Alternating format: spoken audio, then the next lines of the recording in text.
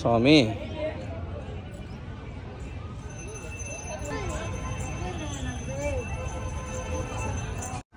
అందరికీ నమస్తే. నేను 3 నెలల ముందు మా ఊరికి వచ్చినప్పుడు మా పాపని మా ఊర్లో జరిగే సంతకు తీసుకెళ్ళాను. వీడియో ఫస్ట్లో టెంపుల్ కనపడింది కదా, అది మా ఊర్లో ఉండే గంగమ్మ తల్లి గుడి అనమాట. 10 సంవత్సరం కూడా ఇక్కడ జాతర జరుగుతుంది. ఇక్కడ సంత జరుగుతుంది కదా, ప్రతి శుక్రవారము ఇక్కడ సంత జరుగుతుంది.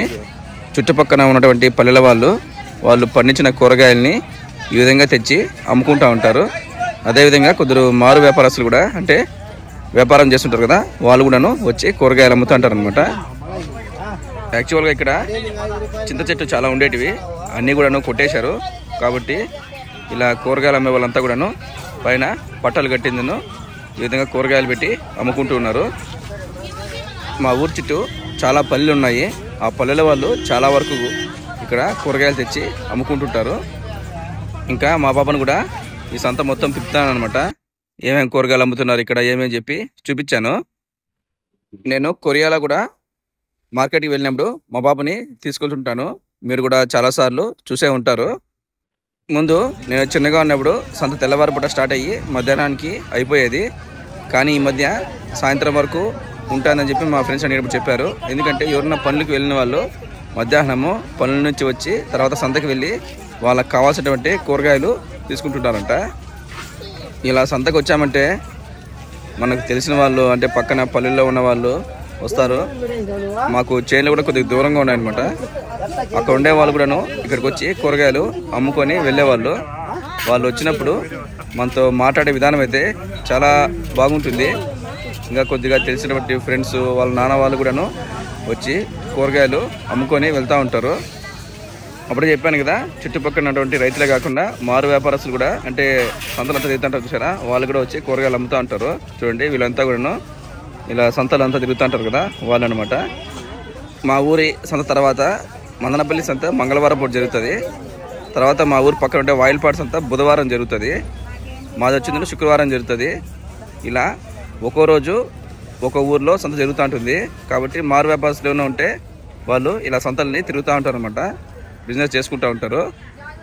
చుట్టుపక్కల ఉన్నటువంటి రైతులైతే, అంటే పల్లెల్లో ఉండే రైతులైతే ఫ్రెష్గా కూరగాయలు తెస్తారు. తెల్లవారితో కన్నా వెళ్ళామంటే వాళ్ళు నిన్న తెప్పింటారనమాట. ఆ కూరగాయలు తెచ్చి ఏంటివి ఫ్రెష్గా అమ్ముతుంటారు. వాళ్ళ దగ్గర తీసుకున్నామంటే మనకు చాలా బాగుంటాయి కూరగాయలు. కావాలన్నా ఏం చూపేది చూపి.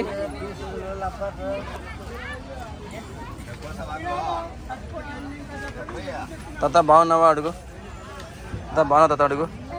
ఇంకా మా బాబుకి ఏవో చుక్క కావాలంట, తిలకము, అవి తీసుకునేది. ఇంకా పక్కన తాత మాట్లాడిస్తున్నాడు మా పాపని.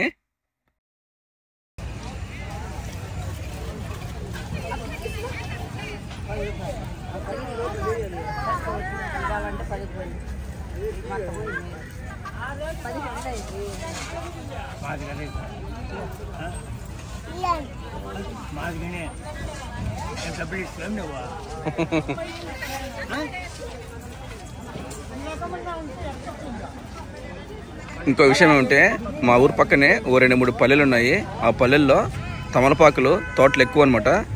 వాళ్ళంతా కూడాను ఇలా సంతలకు తెచ్చి వాళ్ళే అమ్ముకొని పోతూ ఉంటారు. అలాగే అంగళ్ళు ఉంటాయి కదా, ఆ అంగళ్ళకు కూడా వాళ్ళు రెగ్యులర్గా ఇచ్చిపోతూ ఉంటారు.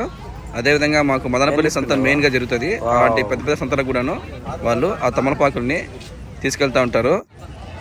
చాలా బాగుంటుంది కదా ఇలా సంతల్లోకి వచ్చి, అది కూడా ఏదైనా పల్లెటూరులో జరిగే సంతల్లోకి వచ్చి ఇలా కూరగాయలని కొనుక్కొని వెళ్తే, అదేవిధంగా మనకి ఎవరైనా తెలిసిన వాళ్ళు ఉంటే వాళ్ళతో మాట్లాడి వెళ్తుంటే ఇంకా చాలా బాగుంటుంది.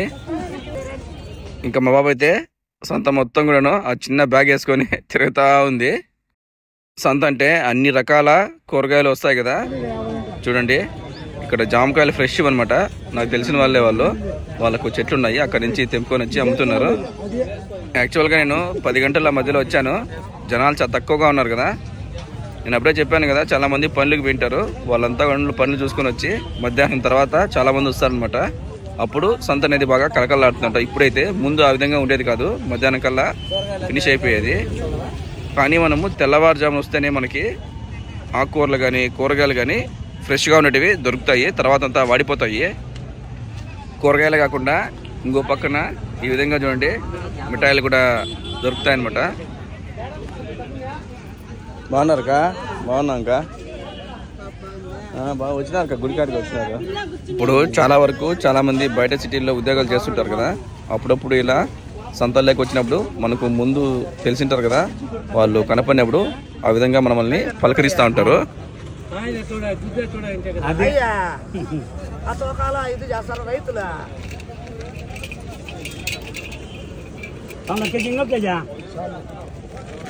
ఉండాలి ఉండాలి.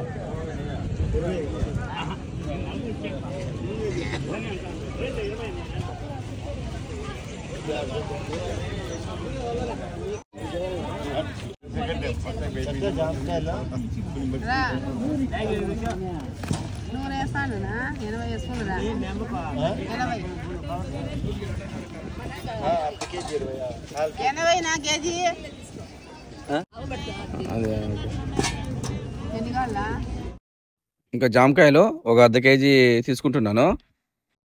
ఇక్కడ ఈ సంతలో ఇంకో విషయం ఏమంటే, మనం ఏ షాప్ దగ్గర పోయినా కూడాను ఎవరు కూడా ప్లాస్టిక్ కవర్ ఇవ్వరు. మనం కొనుక్కున్న కూరగాయలకి మనం తెచ్చుకున్న బ్యాగ్లోనే వేసుకోవాలా. ఇంకా మాకు చిన్న కాకరకాయలు కావాలంటే తీసుకుంటున్నాము.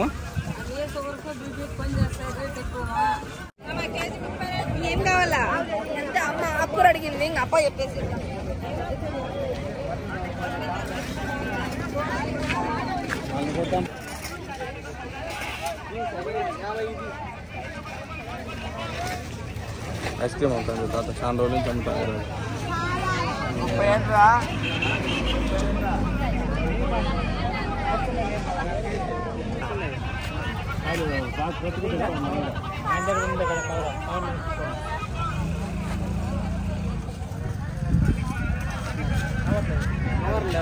తెచ్చుకోవాల్సింది మీరే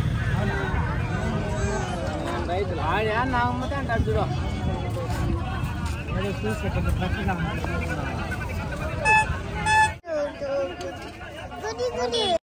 ఇదనమాట మా ఊరి సంత. ప్రతి శుక్రవారం కూడాను జరుగుతుంది. ఇది కూడాను రోడ్డుకి పక్కనే ఉంటుంది. ఇది మదనపల్లి తిరుపతి హైవే అనమాట. కానీ ఇప్పుడు పెద్ద హైవే ఒకటి వర్కింగ్లో ఉందనమాట. ఇంకొక 1 or 2 years అయిపోతుంది. ఎప్పుడు చేస్తారు?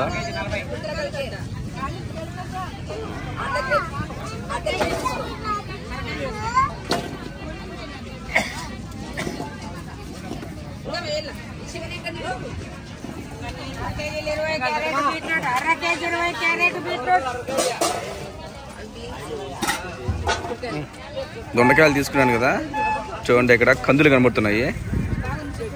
కందులు బాగా అయిన తర్వాత మేము చేనుల్లో కొట్టారు చేసి కంది గింజల్ని తీసుకొచ్చి ఇంట్లో పెట్టి వాటిని నానబెట్టిన తర్వాత వాటిని ఇసరాయిలో ఇసిన తర్వాత కందిపప్పు చేసుకునే వాళ్ళము. సంవత్సరం అంతా ఇంట్లో స్టోర్ చేసుకునే వాళ్ళము. ఇప్పుడు పచ్చి కందులు కూడా ఇక్కడ సంతలు అమ్ముతున్నారు. ఇంకో పక్కన వచ్చిందను ఇలా ఫ్రూట్స్ కూడా ఉంటాయి. వీళ్ళంతా మా ఊరోళ్ళు ఉంటారు అనమాట. బయట సంతలు తిరుగుతుంటారు చూసారా, వాళ్ళంతా కూడాను ఆటోల్లో తీసుకొచ్చిందను ఆ విధంగా ఫ్రూట్స్ని అమ్ముతూ ఉంటారు.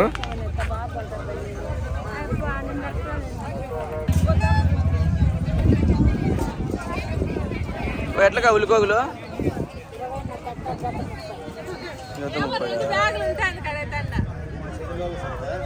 తీసుకోండి, తీసుకో. జత 30 అంట 2.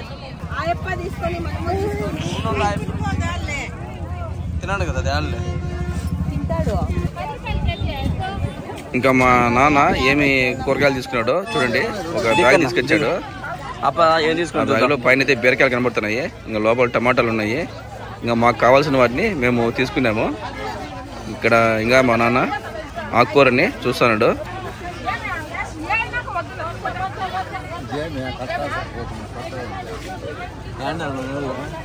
తీసుకున్నారు చక్రాంతి పాకను.